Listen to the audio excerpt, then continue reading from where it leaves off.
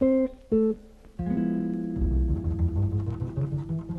are other similar savior figures in the same neighborhood at the same time in history, and nobody thinks that these characters are anything but mythical, and their stories are so similar, most of them in fact having some kind of resurrection or another, sometimes even with celebrations after 3 days and so forth, that it just seems like special pleading to say, oh, well, in this one case, it really happened.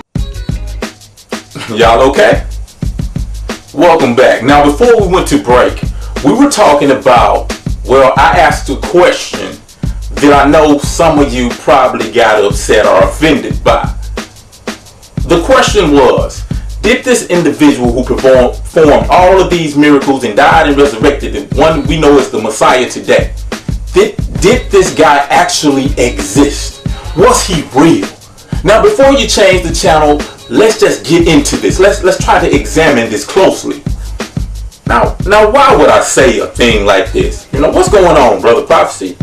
Well, the first thing is that this whole Jesus story, really Jesus' whole life, you know, all this, born December 25th, death and resurrection, all of that stuff, it is not unique, nor did it originate with this individual we know as Jesus. So what am I saying?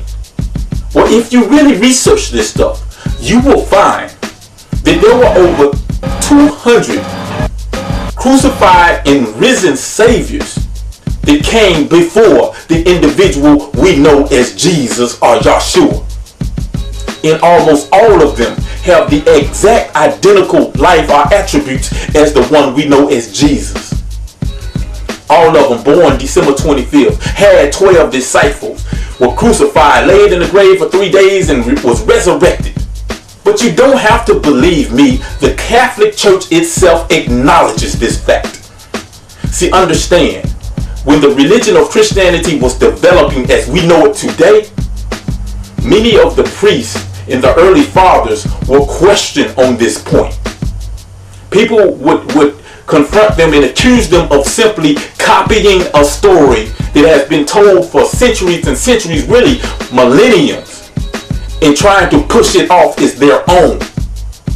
Now, this is the official response of the Catholic Church. They said that the devil knew that one day Jesus would come.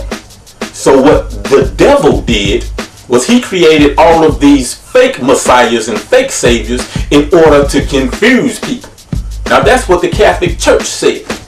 You don't have to believe me. The early church fathers understood this was a problem because they were already getting the same objections from pagans. They said, what you say about Jesus, we've been saying about the Dionysus and Hercules all the time. What's the big deal? And they didn't believe in them either anymore. And so the Christian apologists, the defenders of the faith, would say, well, yeah, but this one is true. And you see, Satan counterfeited it in advance because he knew this day would come.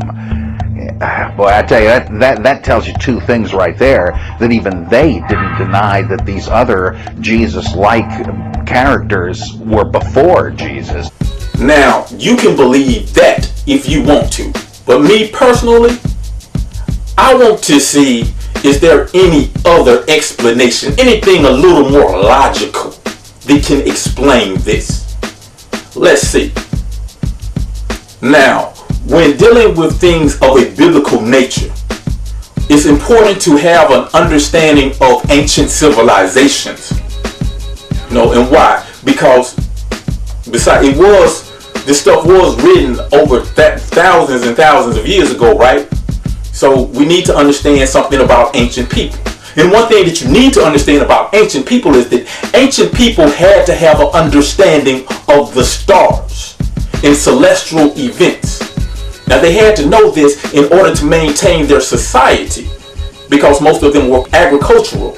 And in essence, many of the things we believe, many of our religious customs, beliefs, and tradition actually come as a result of ancient people interpreting celestial events and creating festivals and holidays and beliefs around these celestial events. And I will give you an example of this. And I'm running out of time, so I have to move quickly.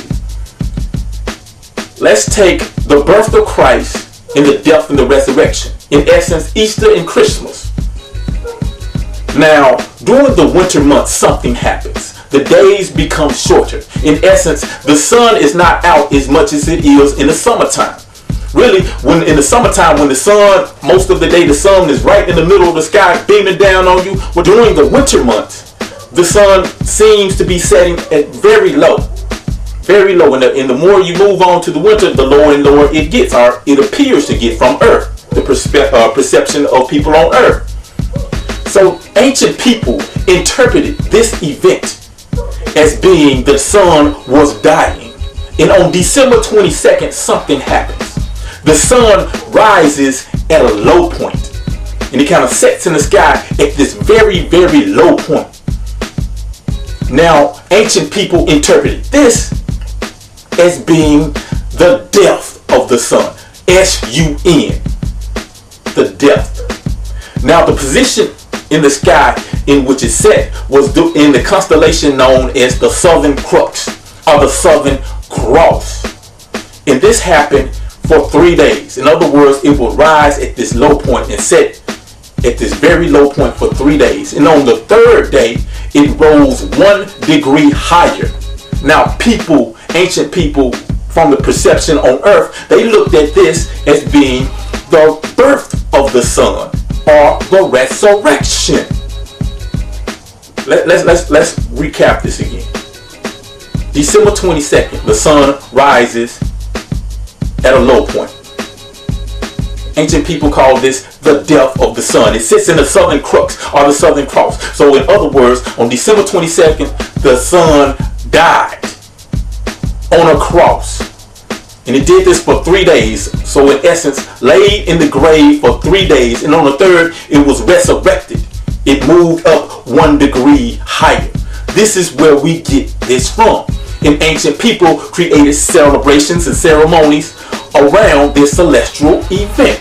It's known as the winter solstice. Now, when it comes to Easter, Easter is simply about the spring equinox. That's the time in which the sun or the days become longer than the nights. So they represented the light overtaking the darkness. That is what this is all about. But in both cases, all of these attributes, December 25th, died, resurrected, and it's a lot more that I don't have time to talk about. But the reason why all of these crucified saviors had the exact same life almost is because they were not actually representing real people.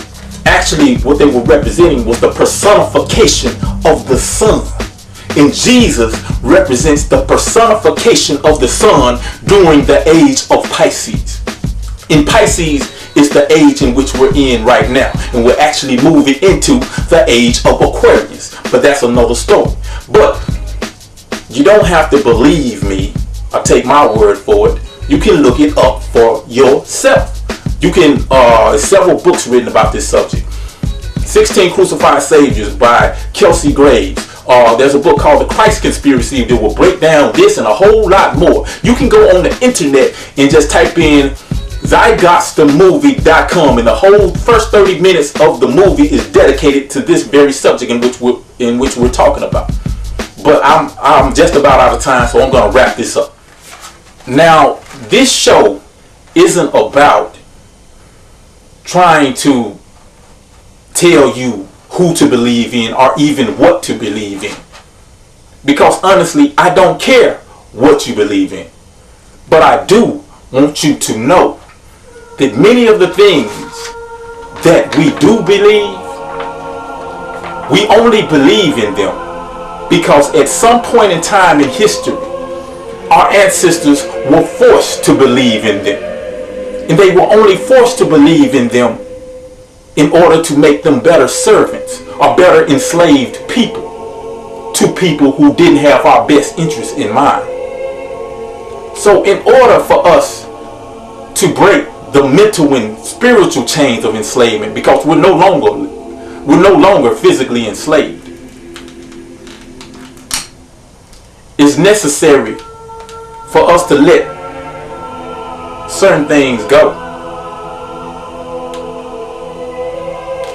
This is Brother Prophecy for infotainment. Free your mind.